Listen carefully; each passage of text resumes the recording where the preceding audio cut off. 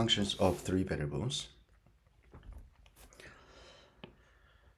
In the last video, we talked about functions of two variables. And this is continuation of the last part.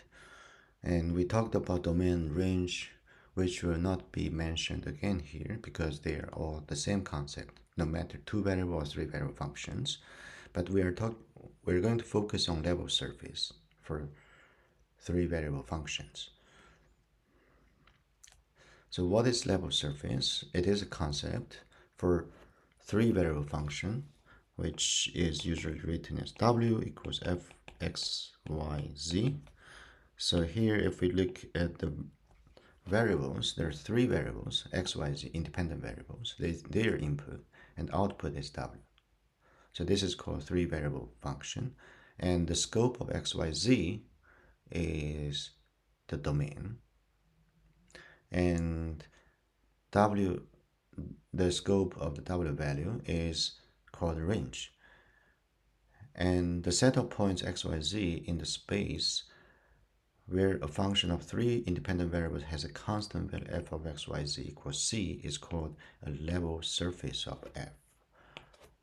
So the level surface is collection of all those x, y, z points. So we can think of 3D region, which satisfies giving output at the same value c. Then another question is, what does the graph look like? What is the graph of function if you're given three variable functions? So we can recall two variable functions.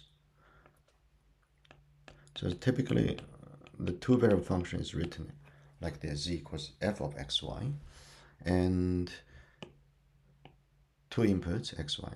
That's why we call this as function of two variables. And we can talk about graph and level curve for this. What is graph? Graph is all those points x, y, and z satisfying this equation. So this is 3D object. So we often imagine a mountain surface, something like that.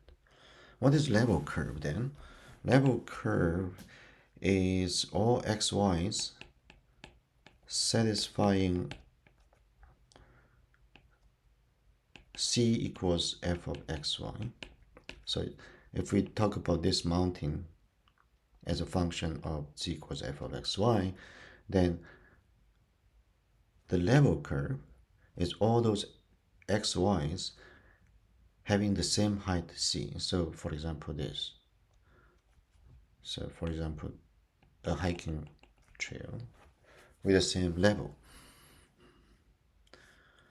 Now, if we extend this directly to the three variable function, for example, we cannot use z for input and output together at the same time, so we use w. So this is a function of three variables. Then what is the graph? Of course, we can extend the same thing. So graph is x, y, z, w satisfying this equation. But four numbers or four-dimensional vector, if we put them together, it is an object of 4D space. And we're not able to visualize that. At least we cannot picture it. For the mountain, it is at least three-dimensional, and we can visualize in our real life, but for this space, this is not possible. So that's why we emphasize level surface instead of graph if we are given three variable functions. This is, so for example, those are all x, y, z's satisfying f of x, y, z equals c.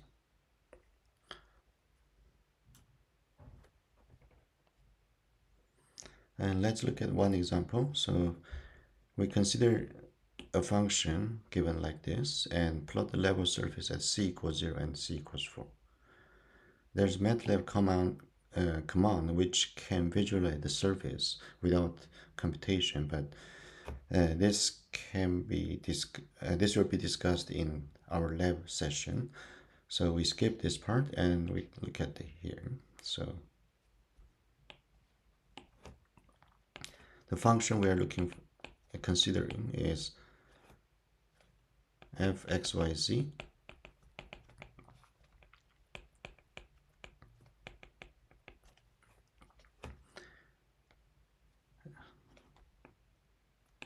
first level surface at c equals 0. Then we need to replace the output as the given level and solve the equation and find out all xyz's which satisfies this equation. Of course, if we take squares both sides, this gives me 0 equals x squared plus y squared plus z squared. What is this curve? Or surface, not curve. Because any number square is not negative, and it takes minimum if and only if when it is 0. So the answer is xyz has to be all zeros. So the level surface is just 1 point. So the level surface is just 1 point.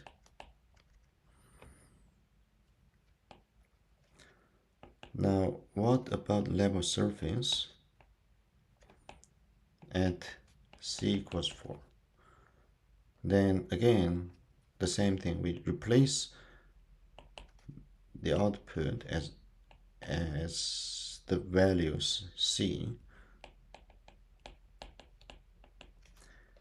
and we solved for that, which means 16 equals x squared plus y squared plus z squared, which means this is 3D ball with radius 4.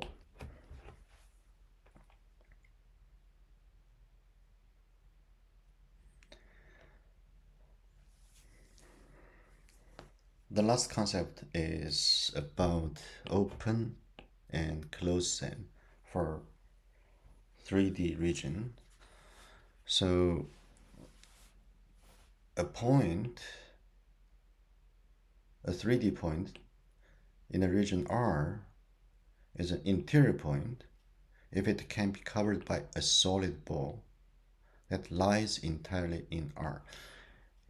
If we recall the interior point for 2D region, then suppose this is 2D region. This point is interior point because we can find a small circle which can cover this entirely, and this small circle lies in this region. Now, if we extend this concept for the interior point to the three-dimensional region, then instead of small circle, the point can be covered by a small 3D circle, which is solid ball.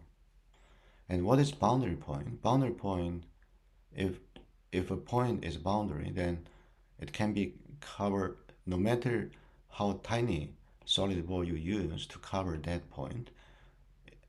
Part of it is lie outside of R and part of it lie inside of R. So for 2D we have similar definitions. So suppose this is 2D region and this is boundary, because no matter how small the circle is, part of it is outside, part of it is inside. And the open set,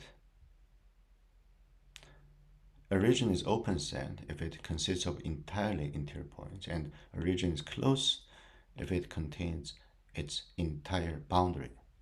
So this is exactly the same. So here is the illustration. For the interior point 3-dimensional region, there's a ball which can cover it. And in this,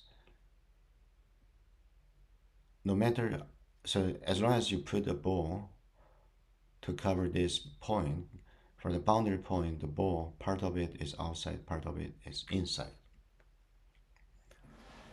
All right, that's, I think we can stop here.